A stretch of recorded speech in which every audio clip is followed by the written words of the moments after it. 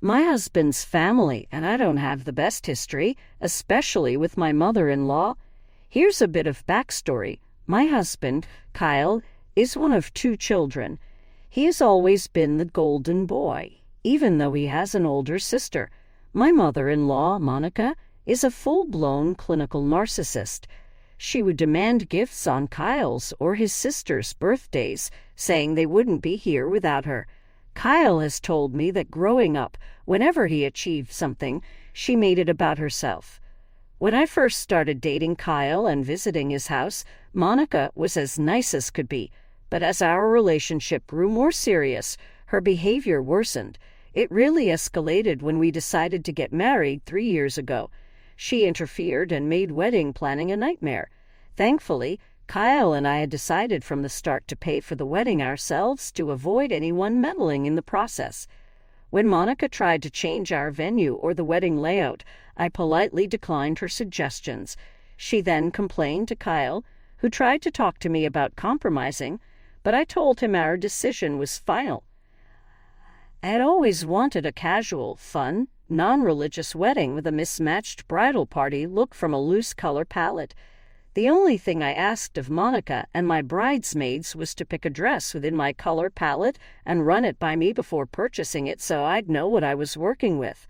My mother and the rest of the bridesmaids showed me their options, and I never told them no or asked them to change a thing. Monica, however, never showed me any options. I kept asking for months leading up to the wedding, but she always found an excuse. On the day of my wedding, Monica showed up in an off-white dress to everyone's shock. It was a medium-length dress with a transparent chiffon layer and a bolero. She looked triumphant as she smirked at me, and I knew then she would be a pain in my ass forever. I burst into tears, and my husband immediately asked her to either change or leave the venue. My father-in-law didn't want to drive her back and started to argue with my husband. In the end, to keep the peace, I let Monica attend our wedding in her dress. It was so embarrassing for our guests to notice her dress and be surprised. I ignored her throughout the wedding and didn't speak a single word to her. My husband knew how upset I was and told me to let it go, saying it didn't matter who wore a white dress. I was the bride, after all. It really upset me that he didn't understand how callous his mother was to wear a color no mother should wear to her son's wedding. I decided to forgive her, even though she never apologized. Her narcissism didn't stop there. When we were trying to get pregnant, it was a tough time for us. I had a miscarriage once, so when I found out I was pregnant again, I was understandably nervous. Kyle was excited to be a dad and understood why we couldn't share the news immediately with our family. He went with me to every doctor's appointment, read parenting books with me, and even set up a cute nursery for our baby. 2 months later, we decided it was time to share the exciting news. We had crossed the crucial first trimester milestone and were ready to spread the joy to our loved ones. We invited all our parents, close family, and friends for lunch. When they arrived, they expected a regular lunch, but their expressions shifted to joy and amazement when they noticed my growing stomach. My mother started crying and was overjoyed to be a grandmother soon. However, Monica had a completely different reaction. Instead of sharing in the joy, she reacted angrily upon learning we had kept the pregnancy hidden. She felt left out and accused me of intentionally excluding her. Despite my attempts to explain, she continued to look pissed and refused to engage with me further. Her disapproval cast a shadow over what should have been a joyful family occasion. Throughout the night, Monica didn't address me at all.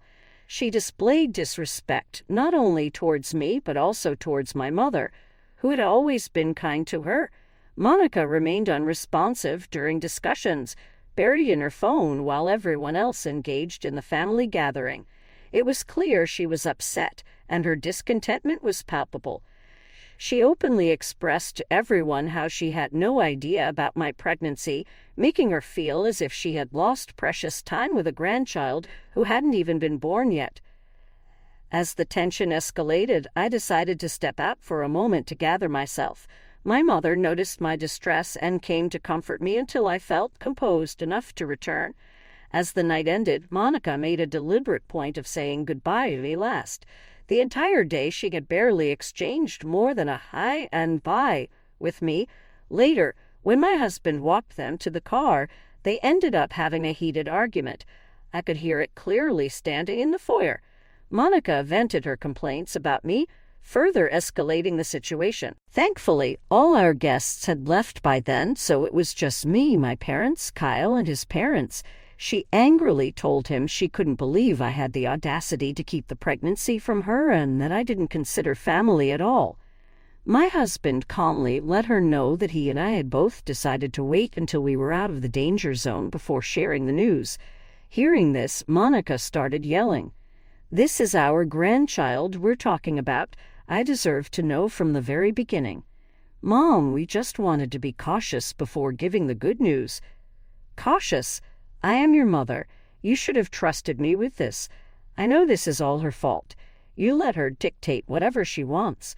Grow a pair." Kyle's face turned red with embarrassment as he looked at his mother miserably. I was unaware of the tears streaming down my face. The sharpness of her words left me hurt and bewildered. I tried to intervene, but my mother stopped me by whispering that if I said anything, Monica would find a way to jump at me.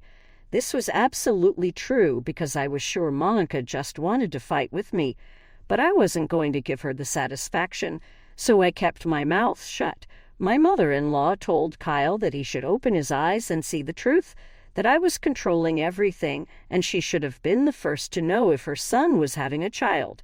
Eventually, my father-in-law urged her to calm down and drove her away. As you can imagine, this wasn't the last time she acted this way. Her list of blowing things out of proportion and acting entitled is endless. Here are a few examples.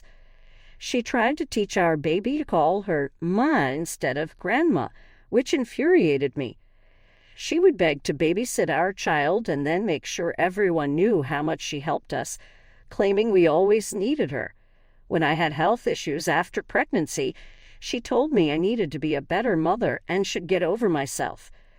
Due to these incidents and many more, my relationship with Monica has never been great, but I tolerate her for the sake of my husband. Recently, my in-laws moved into a new place and invited us to check it out. We were quite busy, so we couldn't go. Kyle wanted me to go alone with our child, Debbie, but I was hesitant. He urged me to go so his mother would stop calling him about it. Begrudgingly, I agreed to go over the weekend. Debbie had a friend's birthday party, so I dropped her off and asked my mother to pick her up. Debbie loves spending time with her grandparents. It was a sunny Friday afternoon when I went to check out my in-laws' new place. The property was massive and looked like my father-in-law had spent a lot on it for his retirement. The house was huge, with a mix of modern and classic styles. The yard was filled with green plants and fragrant flowers. When I rang the doorbell, my mother-in-law opened the door. She looked excited at first, thinking it was Kyle, but then saw it was just me.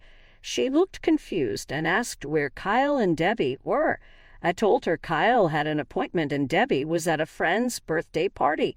This really upset her, and she started complaining about how selfish we all were not to find time for her. I tried to change the topic by telling her I was there and would love to check out her new place. She smiled a bit sadly and invited me inside. The inside of the house was just as fancy. The entrance had high ceilings and everything was nicely decorated. My sister-in-law, Haley, and her 11-year-old son, Jake, were also there. I greeted them warmly. Haley, much like her mom, never seemed to be a fan of mine. I couldn't figure out if it was a personal issue or just to please her mom, but she rarely engaged with me. Monica informed me that my father-in-law was out with a friend, so she had invited Haley and Jake over for some quality time. I nodded politely and tried to strike up a conversation with Jake about school. While we were discussing school, Monica suddenly shifted the conversation to her recent clothing purchases. She mentioned she wanted me to come over to give her advice on her new wardrobe. This caught me off guard because she never sought my advice on anything before. I tried to hide my surprise and responded politely, saying, "Oh, that's nice. I'd be happy to help." It felt a bit strange, given our history, but I decided to see the positive side and embrace the opportunity to bond over something as simple as fashion. She seemed pleased with my response and led me to her pride and joy, her newly built walk-in closet. As we approached the impressive display of clothes, shoes, and accessories, I couldn't help but admire her lavish collection. While I was admiring the outfits, my mother-in-law eagerly began showing me different pieces, asking for my opinion on colors and styles. It was surreal given our rocky history, but I tried my best to be helpful and provide thoughtful suggestions. She then encouraged me to look through her closet while she stepped away for a moment. As I nodded and began checking out her new clothes, I suddenly heard the pattering of feet behind me. Before I could turn around, my sister-in-law's son, Jake, gave me a push, causing me to stumble into the closet. He swiftly locked the door behind me. I fell face first into the closet, my head and teeth hurting from the impact. At first, I couldn't comprehend what had just happened. The initial shock gave way to a sense of confinement and panic as I realized Jake had turned off the light switch, which was outside the closet door, and locked me in. I was enveloped in darkness. Feeling claustrophobic, shocked, and terrified, I began banging on the closet door, desperately calling out for help, but my pleas seemed to fall on deaf ears. I fumbled for my phone and hastily switched on its flashlight. Anxiety crept in as I noticed my dwindling battery, worrying that my phone might die before I could escape. I've had an irrational fear of darkness ever since I accidentally locked myself in my grandmother's closet as a child. That terrifying experience left me with a lingering fear that resurfaced whenever I found myself in darkness. I continuously called out to my mother-in-law and sister-in-law for assistance, but my calls went unanswered. I was confused and isolated, especially since I could hear them laughing loudly downstairs. In a last-ditch effort, I decided to call my husband, Kyle. After a few rings, he casually answered. Desperation in my voice, I explained the situation.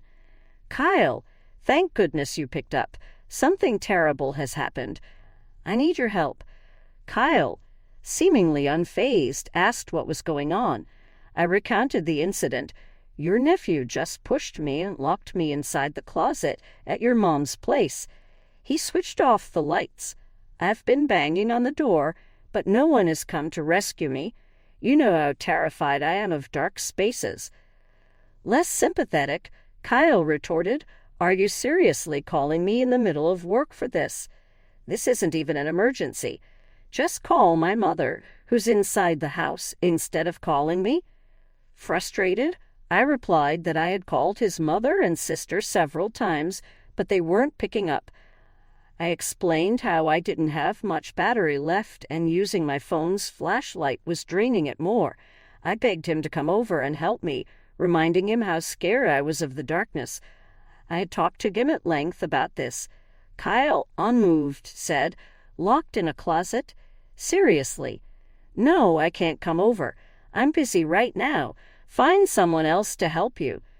To my dismay, he nonchalantly dismissed my plea for help and cut the call short. I was stunned by his reaction. The growing panic pushed me to keep banging on the closet door, desperately calling for my mother-in-law and sister-in-law, but their phones remained silent.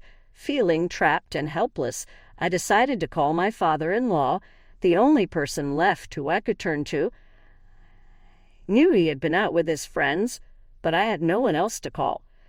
The phone rang, and I held my breath, hoping he would answer. When he picked up, I nervously explained the situation, revealing that Jake had locked me in the closet and no one was responding to my calls. He immediately assured me he would come home as quickly as possible and was shocked that my mother-in-law and sister-in-law couldn't hear me all this time. After what felt like an eternity, I heard voices outside. I recognized my father-in-law's voice, directing someone to unlock the closet door. My anxiety began to subside as I realized help was finally on its way. The door creaked open, and I squinted against the sudden light. My sister-in-law and father-in-law stood there, concern and frustration on their faces. I came out of the closet, disoriented, but grateful to be free from that confined space. My father-in-law asked my mother-in-law why I was locked in her closet. She feigned innocence. I recounted the incident, detailing how Jake had pushed me into the closet and locked it. However, both my mother-in-law and sister-in-law scoffed, dismissing my words. They insisted Jake would never do something like that. Frustrated and angry, I questioned why they hadn't come to check on me or responded to my banging on the door. They claimed they were in the backyard, showing Haley and Jake the new rose garden. Jake was peeking from the door, so I directed my anger at him, questioning why he would lock me inside. My sister-in-law interrupted, insisting her son would never do such a thing, and claiming I must have closed the door myself and the key fell out. Their blatant lies left me beside myself with frustration and disbelief. This didn't explain how the lights got turned off. My father-in-law tried to calm me down, and I realized that no matter what I said, my mother-in-law and sister-in-law would defend each other. Defeated and hurt, I returned home. I called my mother on the way, apologizing that I couldn't pick up Debbie for the night and that she might have to stay over at their place. Trembling with shock, my mother knew something was wrong, but I didn't have the energy to tell her what had just happened. I reached home and waited for my husband to return so I could confront him about what his family had done to me. However, during dinner when I recounted the incident, he berated me for overreacting and accused me of being childish. He insisted my accusations about his family were ridiculous and refused to believe his nephew could have locked me inside the closet or that his mother and sister had knowingly refused to help me. He justified his actions, saying he wasn't at my beck and call and I needed to be more understanding. With everyone gaslighting me, I started to doubt myself. To avoid further conflict, I chose not to argue with him any further. I retreated to bed, enveloped by profound loneliness, struggling to understand what had happened. The weight of the incident pressed heavily on my chest, and the feeling of being dismissed and misunderstood by my husband lingered. I knew what had happened wasn't merely a prank.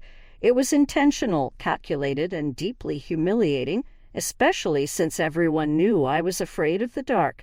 The following day, while grappling with the emotional aftermath of the previous day's ordeal, I received a TikTok link from my cousin.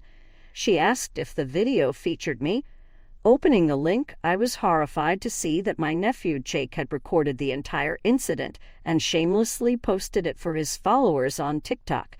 He explained how he wanted to prank me and locking me inside the dark closet was his perfect plan. He hid the camera in the corner and then ran to push me inside. My blood boiled with anger.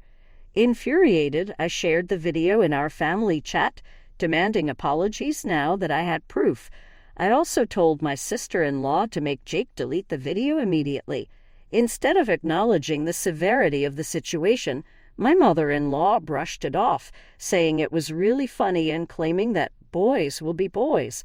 My sister-in-law joined her, insisting I shouldn't be bothered by the video and should just let it go as it was a harmless prank. I warned them that if Jake didn't remove the video, I would take legal action. My mother-in-law replied that I was being too much and needed to chill out and learn to be a part of the family. Fed up with their lack of empathy, I decided to take matters into my own hands. I called the police and provided them with the evidence. Recognizing the gravity of the situation, they agreed to visit my sister-in-law and question her about why her 11-year-old child had a TikTok account and was posting such prank videos. Later, my sister-in-law called me angrily, asking if I seriously had the audacity to file a complaint against her. I told her that I had and that I was willing to take this to court. She started yelling at me, but I quickly informed her that I was recording the conversation and would happily give it to my lawyer. She shut up after that. Am I the asshole for teaching my husband's family a lesson for locking me inside the closet for over an hour? Update 1. In just a few hours, I received thousands of comments, and I'm glad to see that the majority understand why I involved the police.